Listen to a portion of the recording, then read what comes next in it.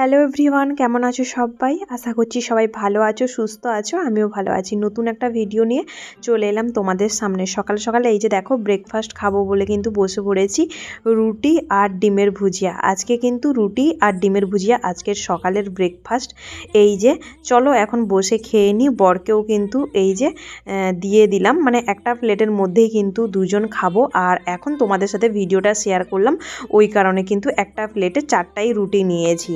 বাদবাকি রুটিগুলো কিন্তু হটকেসের মধ্যে আছে, তো প্রয়োজন অনুযায়ী কিন্তু আমরা সেখান থেকে নিয়ে নিই। তো খাওয়া দাওয়া কমপ্লিট করার পর এখন বর চলে গেছে বরের কাজে, আর আমি লেগে পড়লাম আমার কাজে। চান কমপ্লিট করে এই যে দেখো, চান অনেকক্ষণ থেকে কমপ্লিট করেছি, দিয়ে আমার পুজো করা হয়ে গেছে। আর এখন দেখো জামা কাপড় কিন্তু আমি কেচে কমফোর্টে কিন্তু চুবিয়ে রেখে দিয়েছিলাম, তো সেগুলো এখন আমি দিতে এলাম। কমফোর্টে দেওয়ার পর 5 মিনিট অন্তত আমি রেখে দিই জামা কাপড়গুলোকে। মাঝে মাঝে 5 মিনিটেরও বেশি থেকে যায়। যত বেশিক্ষণ থাকবে কমফোর্টের মধ্যে জামাগুলো, ততই কিন্তু বেশি ভালো হবে। কেননা জামা কাপড়গুলো কমফোর্টে দিয়ে তাড়াতাড়ি করে তুলে যদি রোদে দিয়ে দিই তাহলে বেকার হবে। তো ওই কারণে কিন্তু আমি জামা কাপড়গুলো কমফোর্টে দিয়ে ভিজিয়ে রেখে দিয়ে আমি কিন্তু চলে গেছিলাম রান্না করতে। রান্না বলতে ভাতটা বসিয়ে দিয়েছি আর সবজি কেটে তারপরে কিন্তু রান্না বসাবো। তো এই যে দেখো জামা কাপড়গুলো কিন্তু রোদে শুকোতে দিয়ে এসে এখন এই যে দেখো সবজি কাটতে বসছি। আর মাঝে কিন্তু বর চলে এসেছিল, আমি জামা কাপড় রোদে দিতে দিতে বর চলে এসেছিল। এখন দেখতেই পাচ্ছ বর কিন্তু সাইডে বসে আছে, কিন্তু ভিডিওতে নিইনি কারণ বর গামছা পরে বসছিল।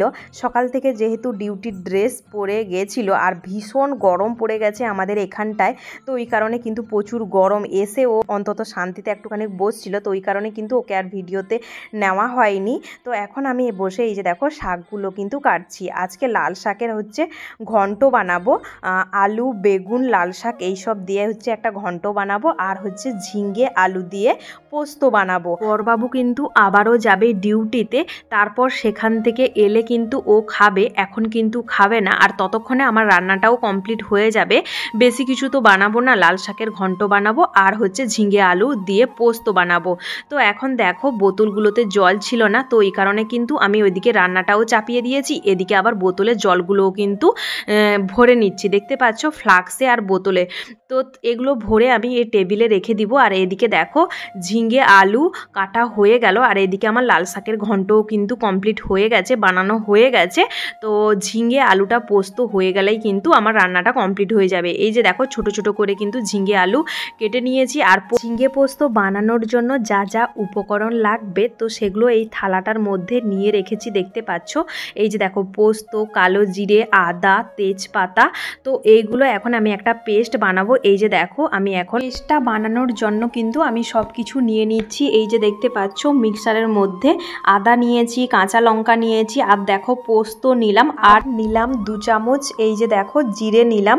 আর এর মধ্যে কাজু বাদাম অ্যাড করলে বেশ ভালো হতো, কিন্তু আমার কাছে এখন বর্তমান কাজু বাদামটা নেই, শেষ হয়ে গেছে, ওই কারণে কিন্তু দিতে পারলাম না। না তো এর মধ্যে কিন্তু কাজু বাদামটা দিলে বেশ ভালো লাগতো টেস্টটা। তো চলো এখন আমি এটাকে পেস্টটা বানিয়ে নিই, তারপরে কিন্তু আর ঝিঙ্গে পোস্ত বানাতে কিন্তু এতটা সময় লাগে না, শুধুমাত্র এই পেস্টটা করতে একটুখানি সময় লাগে, বাদবাকি কিন্তু হয়ে যায়। তো এই যে দেখো এখন কিন্তু আমি রান্নাটা বসিয়ে দিয়েছি। তো ঝিঙ্গে পোস্তটা হয়ে এসছে, আর এখন আমি দেখতেই পাচ্ছ একটুখানি চিনি দিয়ে দিলাম।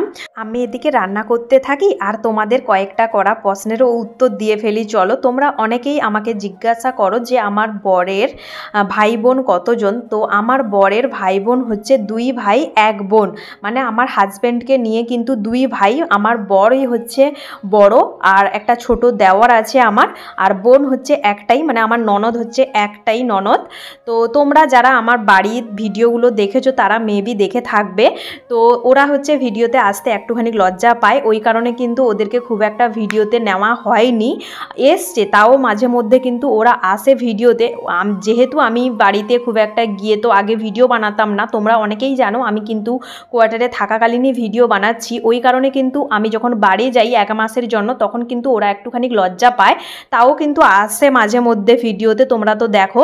যাই হোক, আমি ক্লিয়ার করে দিলাম আমার বরের ভাই বোন কতজন। কদিন আমার খুব শরীরটা খারাপ যাচ্ছে, ওই কারণে কিন্তু আমি তোমাদের সাথে ঠিকমতো ব্লগ ভিডিও শেয়ার করতে পারছি না, তাছাড়া নিত্য নতুন কোনো শর্ট ভিডিও পোস্ট করতে পারছি না। তো চেষ্টা করব শরীরটা ঠিক হয়ে গেলে আমি তোমাদের সাথে কন্টিনিউ ভিডিও শেয়ার করব। আসলে কি হয়েছে বলো তো, এই যে দেখো আমি এখন রান্না করতে করতে আমার মাথা ভীষণ পরিমাণে ঘুরছে, মানে কদিন এতটা পরিমাণে শরীর খারাপ যাচ্ছে, মাথা ঘুরছে, তাহলে কি তোমাদের কোনো খুশির খবর দিতে চলেছি? আমি যদি খুশির খবর দিতে পারতাম আমার বেশ ভালোই লাগতো তোমাদের। আমার যতটুকু মনে হচ্ছে আমার না বিপিটা লো হয় মাঝে মধ্যে, ওই কারণে মনে হয় মাথাটা মানে ঘুরছে। তো দেখি আর 2-1 দিনের মতো দেখি, যদি ঠিক না হয় তাহলে কিন্তু আমি ডক্টরের কাছে গিয়ে একবার চেক করিয়ে আসবো। আর আমার যতটুকু মনে হয় এখানে যেহেতু ওয়েদারটা চেঞ্জ হয়েছে, হঠাৎ করে গরম পড়ে গেছে, প্রচুর গরম পড়েছে এখানে, তো ওই কারণে হয়তো মেবি হতে পারে। তো যাই হোক, এখন দেখো বরকে ফোন করলাম, রান্নাবান্নার পর বসে বসে আমি একটুখানি ভিডিও এডিটিং করছিলাম, তারপরে বরকে ফোন করলাম, বর বললো আমার আসতে অনেকটা লেট হবে, তুমি খেয়ে নাও। তো ওই কারণে আমি বসে পড়েছিলাম, কিন্তু একা একা খেতে দেখতে পেলে, তারপরে পরেই কিন্তু বর চলে এসেছিলো আমি খেতে খেতে। এখন দেখো খাওয়া দাওয়া কমপ্লিট করে এখন বেলের শরবত বানাচ্ছি, বর বলল বেলের শরবত বানাতে, ওই কারণে কিন্তু আমি এখন বেলের শরবতটা বানিয়ে ফ্রিজে রেখে দিব, একটু বাদেই কিন্তু খাবো, বিকালের দিকে খাবো, এখন খাবো না। তো চলো এখন রেখে দিই এটাকে ফ্রিজের মধ্যে, তারপরে কি করছি তোমাদের সাথে শেয়ার করছি। তো ফ্রেন্ডস, এই যে দেখো এখন খাওয়া দাওয়া কমপ্লিট করে, মানে আমি তো দেখতেই পেলে আমি আগেই খেয়ে নিয়েছিলাম, কারণ বর আসতে লেট করবে, ওই কারণে কিন্তু আমাকে খেয়ে নিতে বলেছিল, ওই কারণে আমি কিন্তু খেয়ে নিয়েছিলাম। খেয়ে আমি একটু রেস্ট করছিলাম, তারপরে কিন্তু বর চলে এসেছিল একটু বাদেই। তারপরে বর এসে, মানে বর বলছিল লেট হবে কিন্তু চলে এসেছিল তাড়াতাড়ি। তো এসে ও খাওয়া দাওয়া করে এখন দুজন মিলে এই যে দেখো আমি কিন্তু ভিডিও বানাবো ভাবছি। তো ওই কারণে এই যে দেখো এই শাড়িটা বের করেছি, দেখাও দেখাও এদিকে, এই যে এই শাড়িটা বের করেছি, আর কয়েকটা জুয়েলারি বের করেছি, দেখতেই পাচ্ছ এই যে। তো এটার মধ্যে সবগুলো কিন্তু গোল্ড নয়, অনেকগুলো কিন্তু ইমিটেশনেরও আছে, তো জানি না কোনটা পরবো, তো সবগুলো বের করেছি। এই যে দেখো চোকারটা বর যেটা বানিয়ে দিয়েছিল, এই যে পার্লের চোকারটা, তো এটাও কিন্তু বের করেছি, এটাও পরবো। আর তো চলো পরে তোমাদের সাথে লুকটা শেয়ার করছি। আর এই যে এই শাড়িটা পরবো, এই বেনারসি শাড়িটা পরবো, এই যে দেখো এই বেনারসি শাড়িটা পরবো, এই যে দেখো এই বেনারসি শাড়িটা কিন্তু আমি এখন পরে আটপোড়া করে পরবো। তো জানি না, আমি তো একা পরতে পারবো না, ওই কারণে বর আছে, যেহেতু বরকে বললাম তুমি পরিয়ে দিবে আমাকে, একটুখানি হেল্প করে দিবে, তো ওই কারণে এখন চলো পরি, তারপরে তোমাদের সাথে ফাইনাল লুকটা শেয়ার করছি। চলো।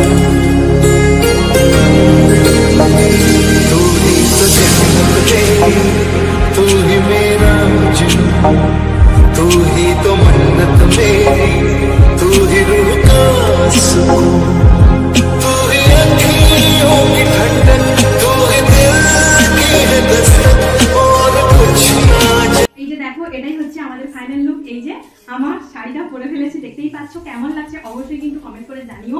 আর সাথে বরকেও রেডি করেছি, বর একটু পর যাবে ডিউটিতে, তার আগে ওকে বললাম চলো আমার সাথে 2-1টা ভিডিও অন্তত বানাও, তো ওই কারণে কিন্তু ও এই টি শার্টটা পরে রেডি হলো। আর ও চলে গেলেও কিন্তু আমি একা একাই ভিডিও বানাবো। যাই হোক, এই যে বেনারসিটা পরে আমাকে কেমন লাগছে অবশ্যই কিন্তু কমেন্ট করে জানিও। এরকম ব্যবহার করলাম, আরেকবার এটা না, এই হাতটা না,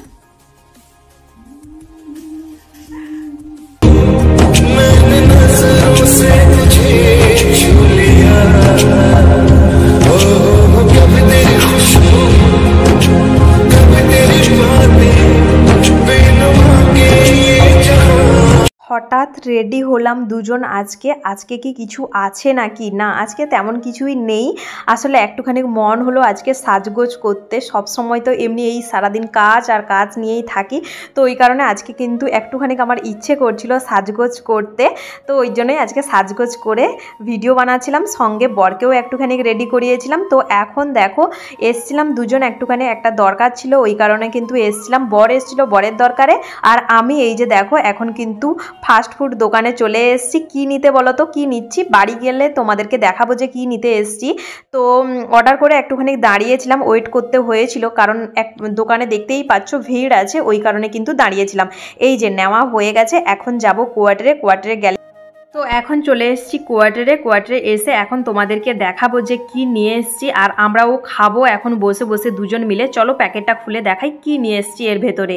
এই যে দেখো বন্ধুরা, এটাতে কিন্তু মোমো নিয়ে এসেছি। এই যে দেখতে পাচ্ছ চিকেন মোমো, আজকে কিন্তু 1 প্লেট নিয়ে এসেছি। আর কতগুলো দিয়েছে দেখতেই পাচ্ছ, আর বেশ বড় বড় কিন্তু মোমোর সাইজগুলো। চলো ভিডিওটা এখানেই শেষ করছি, কেমন লাগলো অবশ্যই কমেন্ট করে জানিও। আর ফেসবুক থেকে যারা দেখছো অবশ্যই পেজটিকে ফলো করে পাশে থেকো। টাটা।